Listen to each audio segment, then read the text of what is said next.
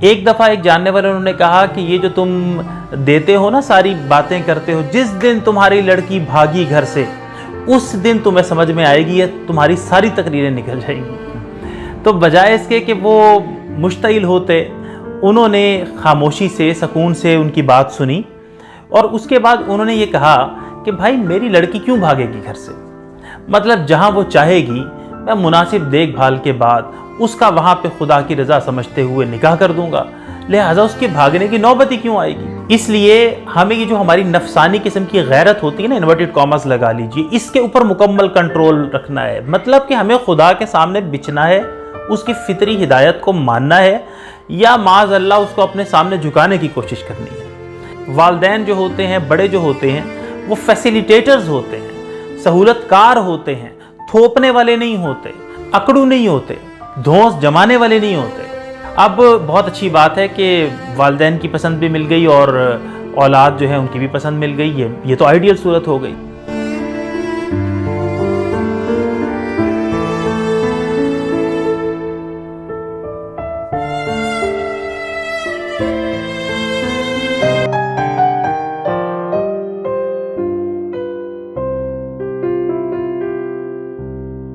السلام علیکم۔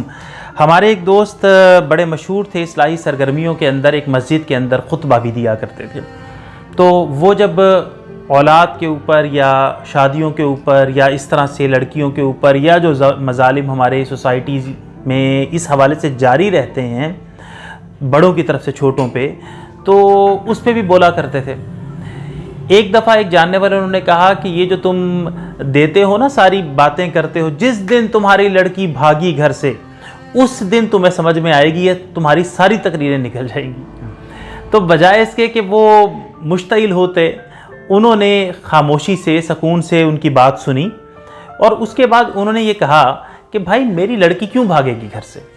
مطلب جہاں وہ چاہے گی میں مناسب دیکھ بھال کے بعد اس کا وہاں پہ خدا کی رضا سمجھتے ہوئے نکاح کر دوں گا، لہٰذا اس کے بھاگنے کی نوبت ہی کیوں آئے گی؟ خدا کے سامنے سرنڈر کی یہ کمال مثال ہے۔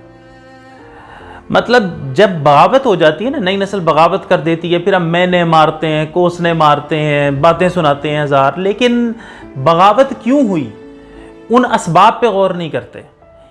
اصل چیز، اصل اہم جو ہوتا ہے وہ نتیجہ نہیں ہوتا، وہ ہوتے ہیں اسباب۔ تو اسباب پہ ہم غور نہیں کرتے، اس لیے ہمیں یہ جو ہماری نفسانی قسم کی غیرت ہوتی ہے نا، انورٹڈ کامرس لگا لیجیے، اس کے اوپر مکمل کنٹرول رکھنا ہے۔ مطلب کہ ہمیں خدا کے سامنے بچنا ہے، اس کی فطری ہدایت کو ماننا ہے، یا معاذ اللہ اس کو اپنے سامنے جھکانے کی کوشش کرنی ہے۔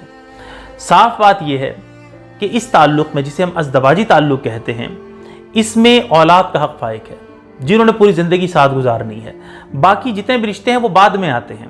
والدین جو ہوتے ہیں، بڑے جو ہوتے ہیں، وہ فیسیلیٹیٹرز ہوتے ہیں، سہولت کار ہوتے ہیں، تھوپنے والے نہیں ہوتے، اکڑو نہیں ہوتے، دھونس جمانے والے نہیں ہوتے، وہ فیسیلیٹیٹ کرنے والے ہوتے ہیں، سہولت دینے والے ہوتے ہیں۔ اب بہت اچھی بات ہے کہ والدین کی پسند بھی مل گئی اور اولاد جو ہے ان کی بھی پسند مل گئی، یہ تو آئیڈیل صورت ہو گئی۔ لیکن دیکھیں جو اس وقت صورتحال جاری ہے معاشرے کی، اس کے اندر یا تو وہ صحیح فیصلہ ہو گیا، اور اگر وہ غلط فیصلہ ہو گیا ہے یا اولاد کسی غلط فیصلے پہ اڑ گئی ہے، تو میں عملی مشورہ یہ دینے لگا ہوں وہاں پہ بھی اکڑے نہیں، ورنہ بغاوتیں ہو جاتی ہیں، ان کا کوئی فائدہ نہیں ہوتا، خاندان ٹوٹ جاتے ہیں۔ پھر سمجھا دیں اور اس کے بعد کر دیں، کم از کم یہ ہوگا کہ جب اس کے نتائج برے نکلیں گے تو وہ اولاد کسی کو بلیم نہیں کر سکے گی، کیونکہ اس کا اپنا فیصلہ ہوگا۔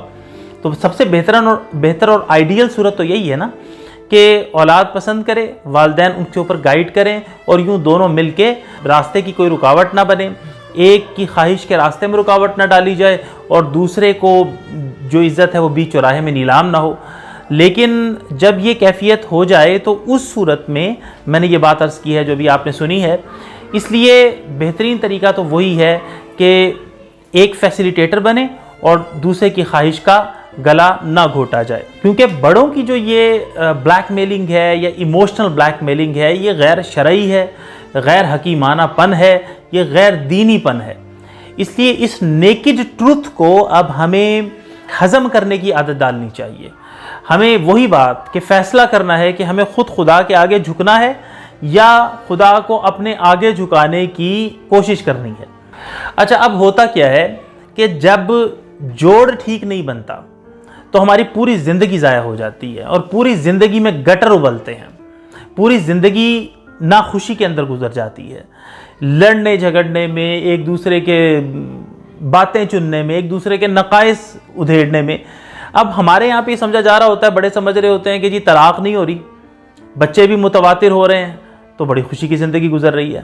حالانکہ وہ سمجھوتوں کی زندگی ہوتی ہے جس کے اندر کوئی چارم نہیں ہوتا، جس کے اندر ایک دوسرے کی طرف دیکھنے کو بھی کئی دفعہ دل نہیں کرتا، لوگ ایک دوسرے سے بیزار ہوتے ہیں، دونوں میاں بیوی ایک دوسرے سے بیزار ہوتے ہیں، لیکن الگ بھی نہیں ہو پا رہے ہوتے۔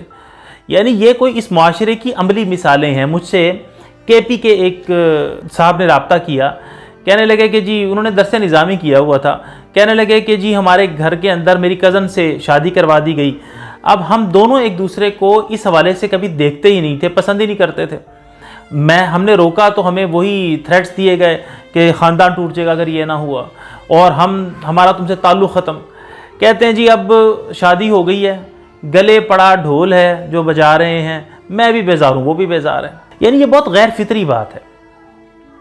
ہمارے ایک دوست ہیں ڈاکٹر عاطف کلیم، سید عاطف کلیم، وہ ملائیشیا گئے پی ایچ ڈی کرنے کے لیے، تو وہاں پہ ایک دفعہ پاکستان واپس آئے ڈیورنگ سیشن۔ اس کے بعد جب واپس گئے تو ان کے جو سپروائزر تھے انہوں نے پوچھا کہ یار تمہارے یہاں پہ شادیاں کیسے ہوتی ہیں؟ انہوں نے بتا دیا جی اس طرح سے ہوتی ہیں، والدین پسند کراتے ہیں اور نارمل شادی ایسے ہو جاتی ہے۔ تو وہ اچھل پڑے، وہ ایک پریکٹسنگ مسلم معاشرہ ہے ملائیشیا، تو وہ اچھل پڑے، کہنے لگے کیا مطلب، یعنی کیا واقعی؟ ڈاکٹر عاطف کہتے ہیں کہ مجھے انہوں نے اتنی دفعہ واقعی کہا کہ یار یہ کیسے ممکن ہے؟ انہوں نے کہا کہ جی بس ایسے ہی ہے ہمارے تو ادھر، اکثر تو ایسے ہی ہوتا ہے۔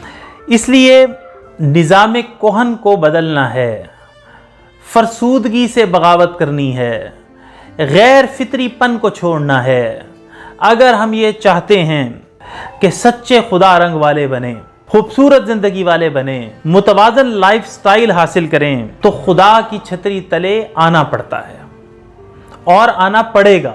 معاشرے کے دل کو زندہ کیا جائے، ورنہ سمجھوتوں میں یہ طاقت نہیں ہوتی کہ وہ زندگی کے اور تہذیبوں کے اور کلچرز کے اور میڈیا کی پاور کے اور منفی پروپیگنڈاز کے جو تھپیڑے آئیں ان کو سہ سکے۔ یہ قوت زندگی میں صرف باہم محبت کی بخشش ہوتی ہے۔